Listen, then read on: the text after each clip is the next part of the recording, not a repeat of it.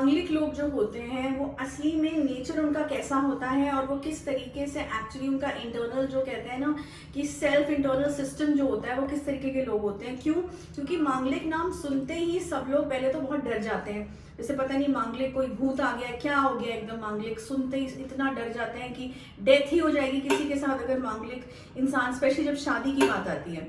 तो ऐसा हमेशा नहीं होता है कि मांगलिक अगर है तो इतना खतरनाक मांगलिक है कि डेथ हो जाएगी, ऐसा नहीं। हर मांगलिक इतना खतरनाक नहीं होता और उसका भी रीजन है। वो मैरिज वाली वीडियो में हम एक अलग वीडियो में उसके बारे में बताऊंगी कि उसका क्या असली कारण होता है या क्या कैलकुलेशंस होती हैं।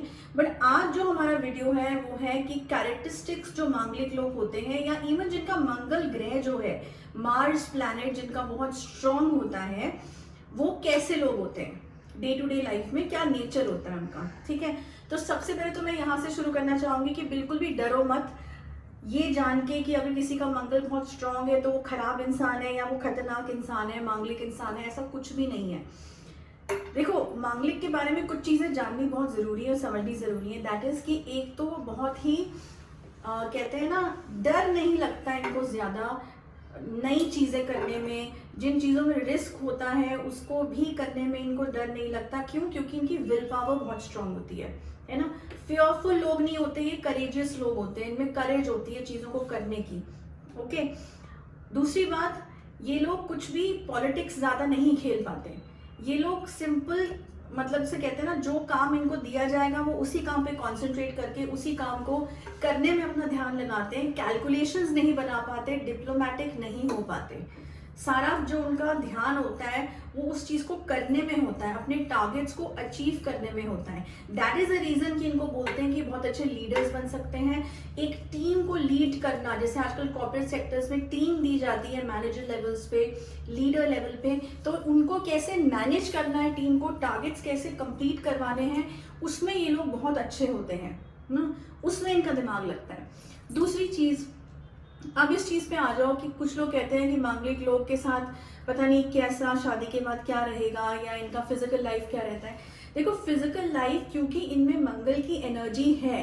मंगल क्या होता है? It's a planet of desires. मैंने पहले भी बताया था, मार्स जो मैंने एक वीडियो बनाई थी कि मार्स का कैसा होता है, वो देख लेना यूट्यूब में, कि Mangal is a planet of desires.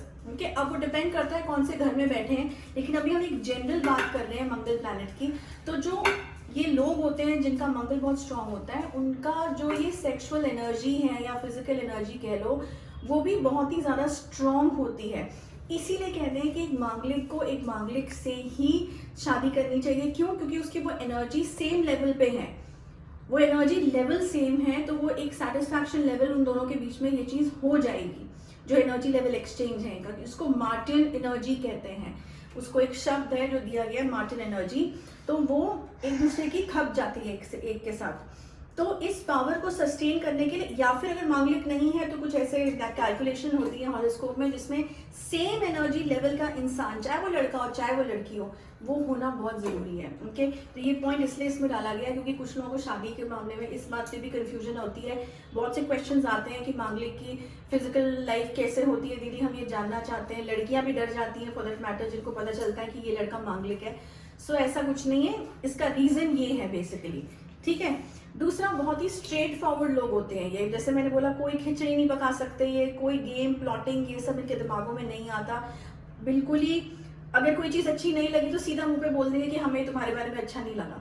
Okay, और यही चीज है जो उनके ऊपर बैकफायर करती है, कई बार उल्टी पड़ जाती है। क्यों? क्योंकि आजकल सब लोगों को अच्छी अच्छी बातें सुननी है अपने बारे में, किसी को भी रियलिटी नहीं जाननी। क्रिटिक, आज की डेट में क्रिटिक को कोई सुनना नहीं चाहता, तो उनके लिए इनफैक्ट ये चीज जो है वो उल्टी पड़ जाती है मांगलिक लोगों के लिए, क्योंकि लोग उनसे ज्यादा खुश नहीं रहते, क्योंकि उनके मुंह से वही निकलता है जो वो फील करते हैं। तो ये एक चीज मांगलिक लोगों के बारे में है। दूसरी चीज जो मैंने पॉइंट्स बनाए हैं उसमें मैंने ये लिखा है, जैसे पहले भी कहा, कि ये सोचने में ज्यादा दिमाग अपना वेस्ट नहीं करते, टाइम नहीं वेस्ट करते। ये टारगेट्स को एक्शंस देने में विश्वास रखते हैं। मतलब ये उस चीज को करने में इनका एनर्जी ज्यादा जाती है, उस चीज को करने में, उसको इम्प्लीमेंट करने में, rather देन उस चीज के बारे में सोचना, ड्रीम करना, टाइम वेस्ट होना। No, they don't believe in that. तो ये एक चीज बहुत इंपॉर्टेंट है। ठीक है, दूसरी चीज, अब प्रॉब्लम कहाँ आती है कि देखो इन लोगों में इतनी एनर्जी होती है, इतनी स्पीड है इन लोगों के अंदर हर चीज को करने में। जहां किसी को किसी चीज को करने में अगर आधा घंटा लगेगा, अगर किसी का मंगल बहुत स्ट्रांग है और सही प्लेसमेंट में है, तो वो उस चीज को 10 to 15 मिनट्स में खत्म कर देगा विदाउट एरर्स, जिसको बोलते हैं। ठीक है, अब प्रॉब्लम क्या आती है कि जब तक तो ये अकेले जीवन जी रहे हैं और अपने तरीके से काम कर रहे हैं, कोई टीम नहीं मिली या कोई पार्टनर नहीं मिला, तब तक तो ये खुश है क्योंकि ये अपनी एनर्जी के साथ डील कर रहे हैं, काम भी जल्दी कर लेते हैं, टारगेट्स भी पूरे कर लेते हैं। द मोमेंट इनकी लाइफ में कोई और जना आता है या कोई फ्रेंड आए या किसी के साथ ऑफिस में टीम में भी काम करना पड़े दो पार्टनर्स को, वहां इनके क्लैशेस शुरू होते हैं। क्यों? क्योंकि इनको स्लो काम समझ नहीं आता, और जब स्लो काम समझ नहीं आता तो जब किसी और को स्लो काम करते हुए देखते हैं या एरर्स करते हुए देखते हैं तो इनको आता है गुस्सा। तो एंगर इनका जो है, बहुत जल्दी गुस्सा आता है, ये शॉर्ट टेम्पर्ड लोग होते हैं ये बहुत ज्यादा। तो यहाँ, और ना इनको अपना एंगर को मैनेज करना आता है, क्योंकि स्पीड इतनी है कि कोई भी फीलिंग आएगी तो वो भी स्पीड से आएगी, चाहे वो गुस्सा हो, चाहे वो कोई भी इमोशन हो। Okay, so they are full of energy in this section also. हमेशा जल्दबाजी में चीज करना चाहेंगे अगर जो भी टारगेट्स है वो हम खत्म कर लें तभी इनके दिमाग में चैन आएगा, अदरवाइज ये चैन से नहीं बैठ सकते जब तक ये अपना काम पूरी तरीके से खत्म नहीं कर लेते। ओके, तो जैसे मैंने बोला कि अब अगर शादी की भी बात आती है, तो जैसे मैंने कहा कि किसी भी सेक्शन में जब भी इनको कोई भी चीज शेयर करनी पड़ेगी अपने पार्टनर के साथ या किसी भी इंसान के साथ, प्रॉब्लम यहाँ आएगी क्योंकि इनका एक सेट पैटर्न है कि क्योंकि इनको समझ में आता है। See these guys are go getters, जिसको हम एक शब्द बोलते हैं ना इंग्लिश में, गो गेटर्स, कि इनको पता है अगर हमारा ये टारगेट है तो हमको उस टारगेट को कैसे कंप्लीट करना है और कैसे अपने गोल तक पहुंचना है। उसमें अगर इनको कोई भी एरर या कोई भी बीच में कहते हैं ना रास्ते में कोई अड़चन नजर आती है तो उसको वो हटाते हैं, बिकॉज उनका टारगेट सिर्फ ये है कि आपने इंस्ट्रक्शन दिया कि आपने ये चीज करनी है, ये गोल है, इनको पूरा करना ही करना है। They will not stand any of the barriers. तो ये बात इनके इसमें आती है। तो बस ओवरऑल यही है कि इनसे डरो मत, ठीक है।